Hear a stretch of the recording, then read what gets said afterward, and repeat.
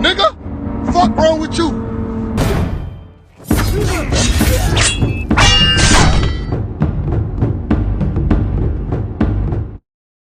What's going on, you guys? So it was believed that Jermell Charlo's next opponent was the son of the legendary Tszyu, Tszyu, right? The WBO was seemingly mandating that fight for Jermell Charlo and Tszyu, but now the IBF has stepped in and says that Jermell Charlo got to fight Bakhram Murtazaliev. Sorry if I butchered his name. Now, Bakhram, we just gonna call him Bakhram. He is 20-0 with 15 knockouts. He's from Russia, and if you look at his resume, there's really no notable names on his resume. The Tszyu fight would have been a pretty good treat for boxing fans, right? Because even though Tszyu isn't a world champion, he was essentially a prospect. He was on a fast track to being one of the top guys at 154 pounds, right? You know, Tszyu, you know, big name in Australia. He had a little bit of momentum going into the Jermell Charlo fight. Of course, the fight with Tszyu, he had a little rocky start in that fight, but then he ended up getting his shit together. He ended up beating Tszyu, right? So now he was expected to face Jermell Charlo. You know, there was a little back and forth. I mean, the fight seemed like it was agreed upon. It was a purse bid and everything, but now Bakhram is now the guy that's going to be fighting Jermell Charlo.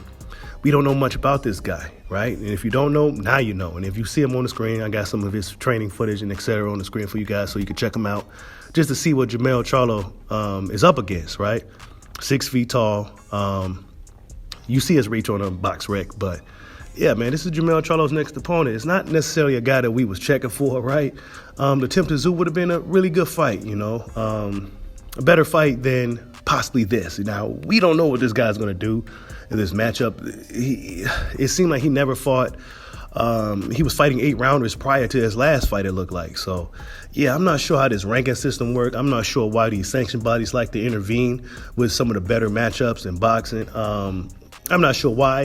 You know, what did he do to really, you know, like this is stuff I be talking about in boxing. Like, what do these guys do? What has he done? I guess it don't matter, right? It don't matter what you done. It don't matter who you beat. I guess it's when it's your time, it's your time. And it's Bakhram's time, I guess, you know. So IBF stepped in, and now Jermell Charlo has to defend. Now, will Jermell Charlo vacate that IBF belt? We know IBF is really, really strict on their mandatories. They be the main guys, the sanction bodies, knocking on these guys' door, demanding that they fight their mandatories.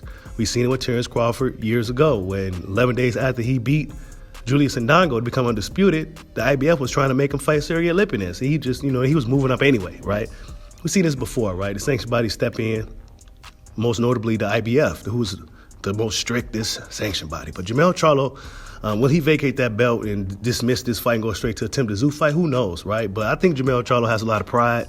I think he takes pride in being undisputed. I think Jermell Charlo will hold on to that belt and fulfill these mandatory obligations. Even though fans ain't gonna really want to see the fight, I think to a degree fans will like to see Jermell Charlo.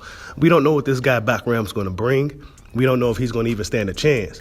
But IBF says he's the next man. Like, subscribe, holla at your boy. Peace out.